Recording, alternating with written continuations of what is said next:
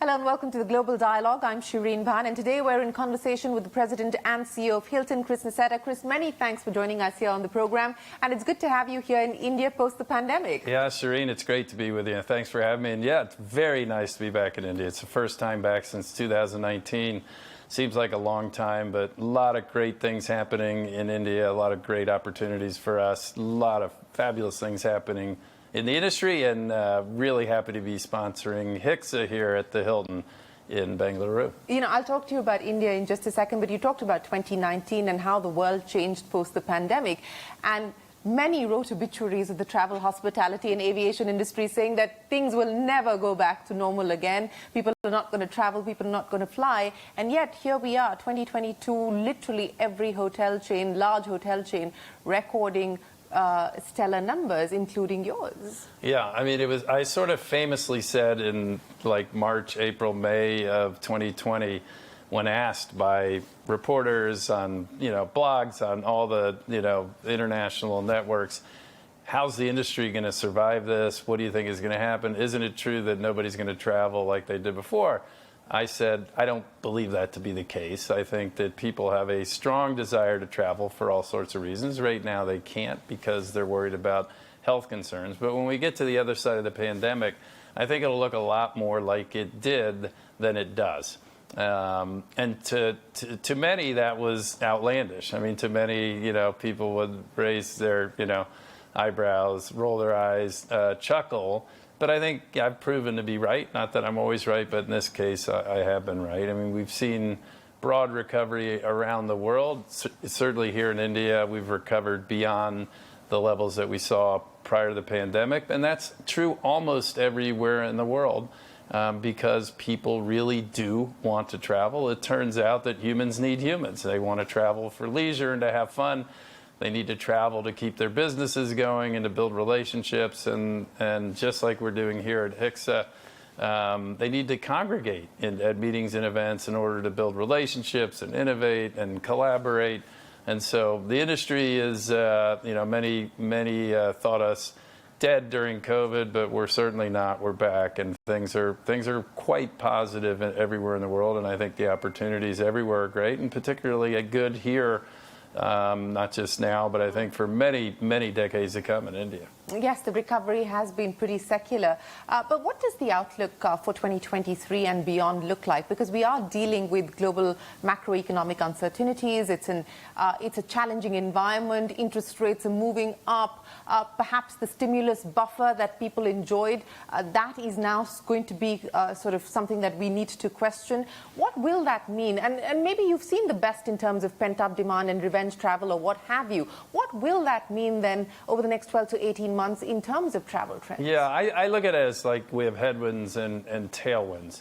The headwinds you talked about, we have a lot of geopolitical concerns, around the world, macroeconomic issues with inflation in many parts of the world high.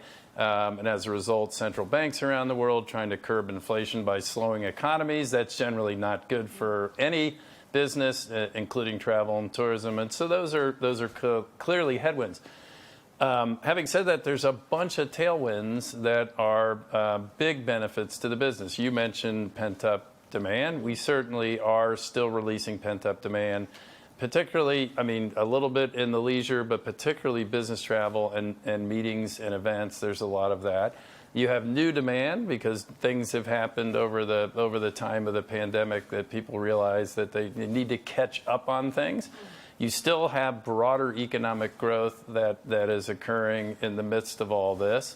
You have greater mobility in the world. So COVID, accelerated a trend that existed prior to COVID, which is people can sort of work from anywhere because they have their device with them and they have, ways to get around the world, infrastructure, low-cost airlines and like. So greater mobility, different sort of workforce trends in terms of people's, time in office versus more flexible time. And you put all of those things together, and I think those tailwinds at the moment are much stronger than the headwinds, which is why you see demand continuing to be quite strong. At the same time, in most parts of the world, and certainly here in India, you've had very little capacity added. So not to oversimplify it, but the laws of economics are pretty powerful. You have demand growing for all the reasons that I talked about. You have supply that has been quite low because of a whole bunch of factors, but pandemic being the most significant of those. And while, yes, there's some headwinds, all of those tailwinds in terms of the broader fundamentals in the business are strong. So I expect that 2023 is going to be a pretty good year. I expect 2023 is going to be better than last year. Okay. I think it's going to be, around the world, will be meaningfully better than 2019, the prior high water mark. And I do think over the next, you said 12 to 18 months, I think over the next 12 to 24 months, we are going to see in some parts of the world some macro conditions that are slowing, but again, against a world where broader demand trends are quite good. Okay, so demand still holding, and the only reason I said 12 to 18 months is because, who knows? Who knows? That's really, I agree. There's really no point forecasting beyond that. I have an opinion on everything. That doesn't mean I know. There's a lot of uncertainty in the world, but at the moment it's quite good. And I would say what I do know is the trends as we look out in the next quarter or two or three, they're still very strong. Very strong, historically strong. So here's why I want to address the China issue with you, because the last to open, and that is one of your most significant regions in terms of concentration, just under 500 hotels for you there. What are the indications coming in from the Chinese market at this point in time in terms of recovery? Yeah, we have 500 hotels open and another 500 hotels in a pipeline in China. So we have 1,000 hotels open or in pipeline. It's a very big business. China, has been interesting because early in COVID, China got through it most quickly and recovered quite quickly, largely by domestic travel within China. And then when we got into Delta and Omicron, shut down, had a zero COVID policy, and really slowed down from a travel and tourism point of view. They're past that. They have now sort of joined the rest of the world. I think at this point, COVID is behind them, and they're opening up again, like it was in early 2020 in the first, wave of recovery in China. It's mostly domestic travel, and it's getting quite strong very, very rapidly. My expectation is as you get into the second half of this year, but more particularly next year, you're going to see a lot more Chinese outbound business and a lot more international business arriving in China, but that will take some time. It takes, infrastructure, making sure their airlines, get slots in and out, and those things are happening, day by day. That's getting better, but it'll take some time for that maturation process to occur. But it's coming back quickly. It's not quite back to 2019 levels yet, but getting awfully close. Well, let's talk about India. You are here, so let's talk about how exciting the Indian market looks to you at this point in time. You talked about supply and demand. I mean, it's hard to find a hotel room in India today. We've also got the G20, meetings underway here. For a whole year. For a whole year, and that works well. I talked to the Minister of Tourism about it. It's a very unique approach, which I love, to have it in 50 different markets throughout the country. So how do you intend to capitalize on the India opportunity? Yeah, we're relatively small in India, so we have open in pipeline about 40 hotels. That's against a population of 1.4 billion people. So I would say, like you look at the United States, we have over 5,000 hotels with a much lesser population. But the ultimate opportunity in India is extraordinary. It's a market that has huge domestic travel, very big outbound market, obviously in a post-COVID world. A very big population, incredible growing middle class with significant desire to travel, and very undersupplied from a hotel point of view. So against the 1.4 billion people, there's only 2.6 million rooms. I mean, using the U.S., which is the largest hotel market in the world, we have double the number of rooms with a fraction of the population. So as you look at the next, not just 10 years, but 10, 20, really the next 50 years in this market, I think there's unlimited potential for growth. So while we're relatively small, we're very committed to this market. We've been here a long time. We will be here. We believe that we can have a very large business. It will take some time. We believe that all the big international players that are here are at the tip of the iceberg. We're all relatively small relative to scale that we have, certainly at Hilton in other parts of the world, but the underlying fundamentals are extraordinary. There is no market in the world where the underlying fundamentals over the very long term are better. Well, if that is the case, and that's your hypothesis, that there's no market indeed like India at this point in time, in terms of the underlying fundamentals, what will be the priority areas? Is it going to be, as you said, you're small today, but you intend to focus much more on this market? Luxury, is that the end that you intend to focus on?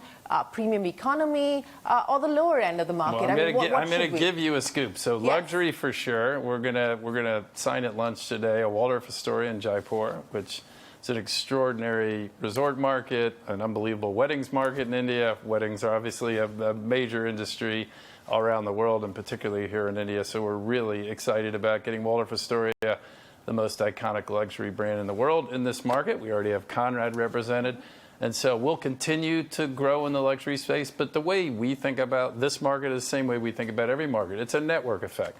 So what we want to serve in India, and for that matter around the world, is we want to serve customers for any need they have, anywhere they want to be. So that means we have to cover all price points. The biggest trend around the world, which is also true here in India, is the mid-market.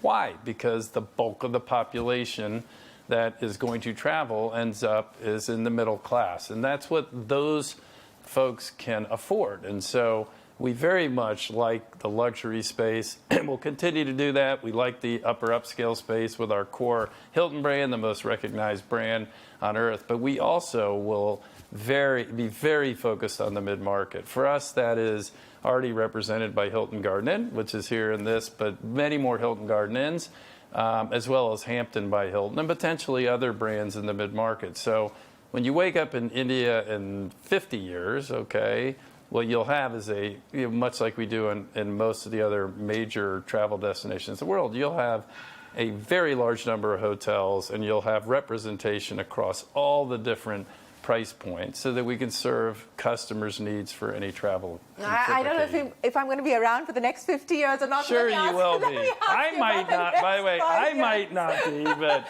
So the next 5 years, how many hotel rooms for the Hilton Group in India? I think opener in pipeline, 75. That's what our aim is. That's what my team here is very motivated to accomplish. And I think that's very feasible for us. Okay.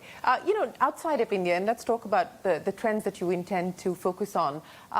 There's the leisure plus travel market that has become a thing. Bleisure. Bleisure. I hate that word, but we all are using it. I don't particularly like it either, but I'm not going to use hate. It's too strong. But vacations, staycations, I mean, we've gone through a whole bunch of things through the course of the pandemic.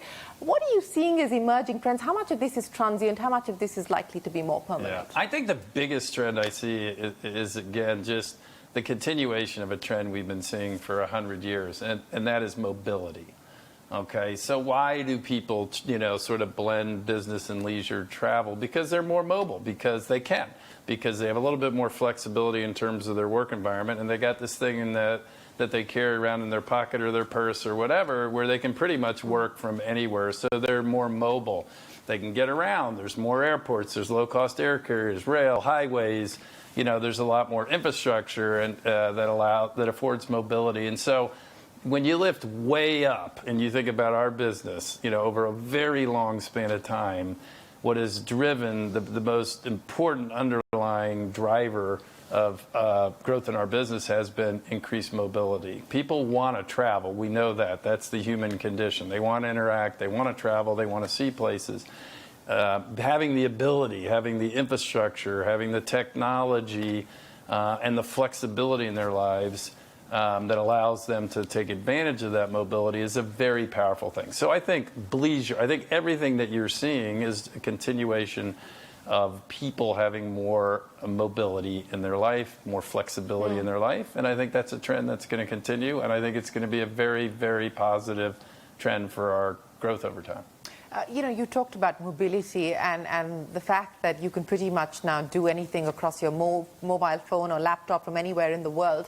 And so I want to talk about technology and what you're doing with technology on the back end and also, more importantly, at the front end. And what the use of technology and digitization is going to mean eventually for a business like yours in the next 5 years. Does it help eke up margins even further?